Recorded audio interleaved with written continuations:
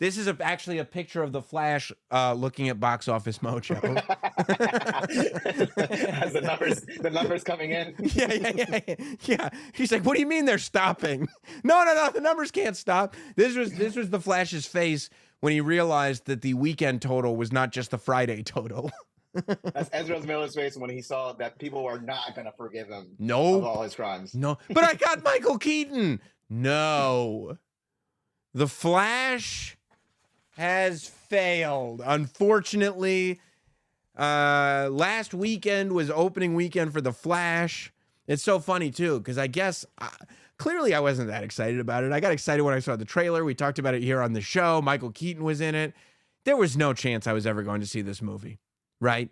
And a lot of people were with me. The Flash. Maybe if people said it was as good as it was being hyped and was going to forgive people's crimes, you maybe would have seen it. Maybe. James Gunn said, and James Gunn doesn't want me making comments like this because James Gunn is going to fall out of. You can't. James Gunn is so loved that he came for The Rock and he won. But guess what?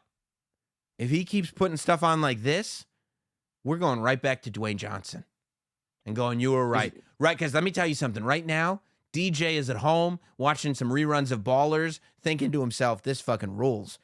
Look what's happening to James Gunn. Look at his movie. Oh, this is what you wanted? Oh, this is what you wanted on the screen, huh? Not my man Henry Cavill? So The Flash does $55 million in its first weekend. A lot of you might say, $55 million? That sounds like a lot of money. That could get me 100 trips to the Titanic, sure.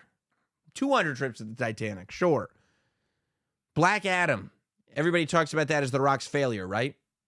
Rock bottom. You know what Black Adam did in its opening weekend?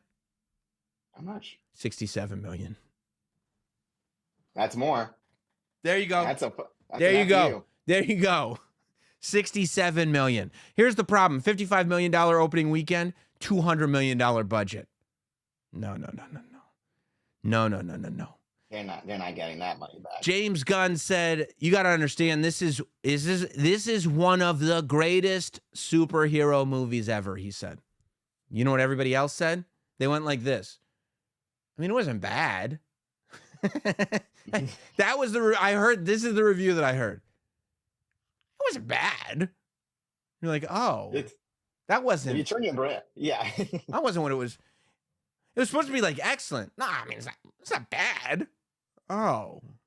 Well, then I guess I'll just wait until it's streaming. One of the greatest superhero movies, if not the greatest of all time. You guys are going to be blown away. Yeah. Tom Cruise went to bat for this movie. Did you know that? They didn't get Tom Cruise. Tom Cruise went to bat. There were articles saying that Tom Cruise saw a screening of The Flash and he called up the director to tell him how much he loved it. Stephen King went to bat for it. Yeah, well, guess what?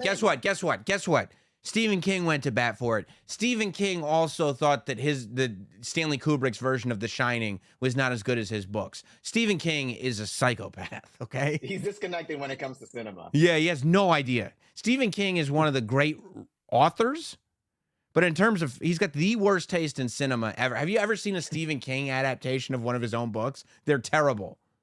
He cast the guy from Wings in the Jack Nicholson role in The Shining. The guy from Wings, Steven Weber.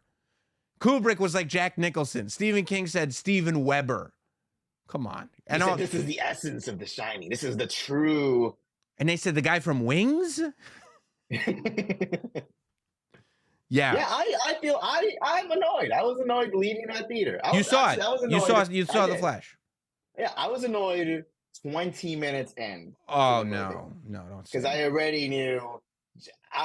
Because I've seen Ezra Miller in Justice League, but him being the leading role and him having two characters that he plays, you know, having that little split screen talk back to back, I was like, if he can't carry a movie, this isn't what it. It has to really turn around. Here's the thing. Number one, people went like, I mean, Ezra Miller is cooked. Ezra Miller. Done. He is done. He's done. And they went like this. We have to understand Ezra Miller couldn't do press for it. Do you have any idea how much worse this box office would be if Ezra Miller had done press for it?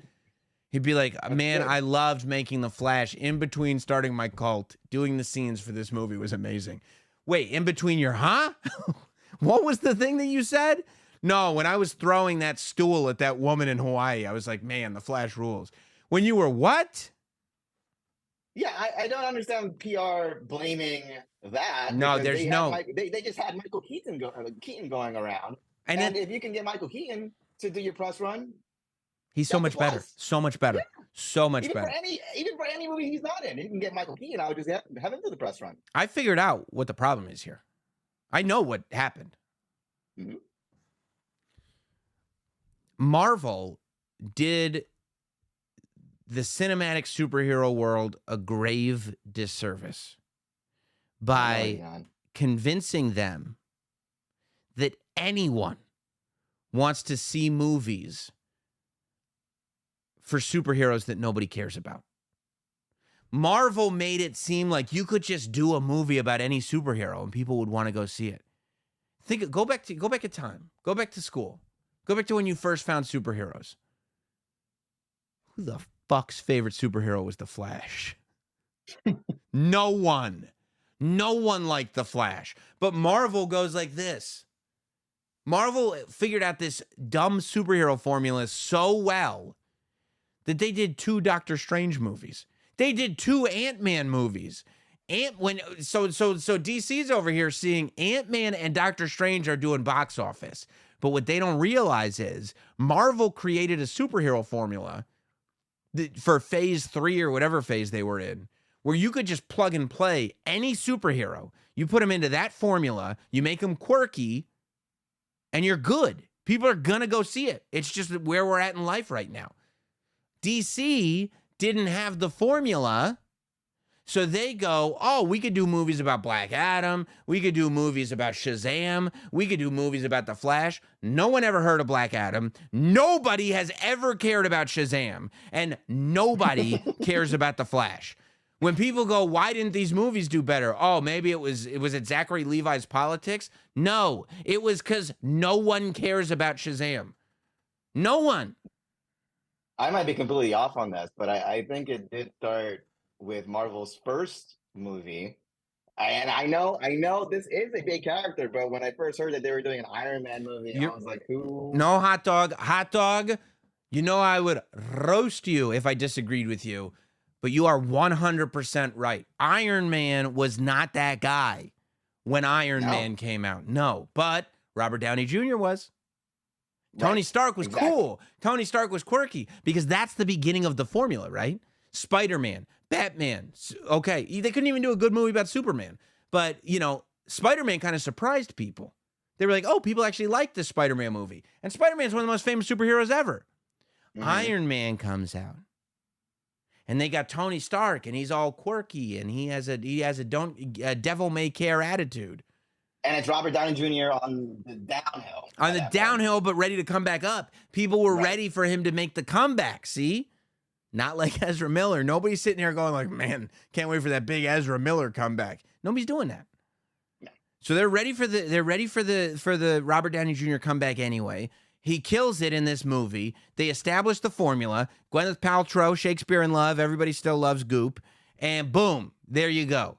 And then they make every other movie. Captain America, it's the same formula. Ant-Man, same formula. Doctor Strange, it's the same movie over and over and over again. If you watch the first 10 years of Marvel movies after Iron Man, it's the same movie over and over again. The only difference is Terrence Howard is in them.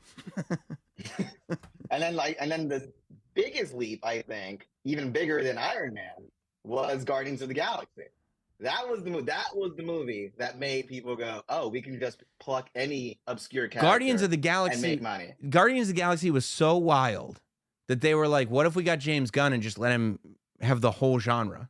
And it's like, this isn't a thing that happens. Like, you're not just supposed to take a guy and go like, you're in charge of the genre. But they did. They were like, well, if you could make Guardians of the Galaxy work, you could make anything work. And Ezra Miller was like, hold my beer. Weren't there rumors that WWE was kind of making light of Batista being in Guardians of the Galaxy and kind of being like, oh, you'll come back? I'll bet they were. Oh, you're leaving us to do Guardians of the Galaxy? Is that even a comic book? Who ever heard of that? And then he was like, yeah, except here's the thing you don't know. I'm the greatest wrestler turned actor of all time, and me and Bradley Cooper are putting this thing on our back. Come along, Chris Pratt. The three of us got this. And they did have it, by the way. Those are good movies. Now, fast forward to 2023, 2022. They think anybody can do it. We got a Morbius movie. Morbius was very good. What was your favorite part of Morbius? When he like took off his belt buckle and he went, "It's Morbin time." Oh yeah, me too. I love that part. And he like turned into a vampire or whatever. It was great.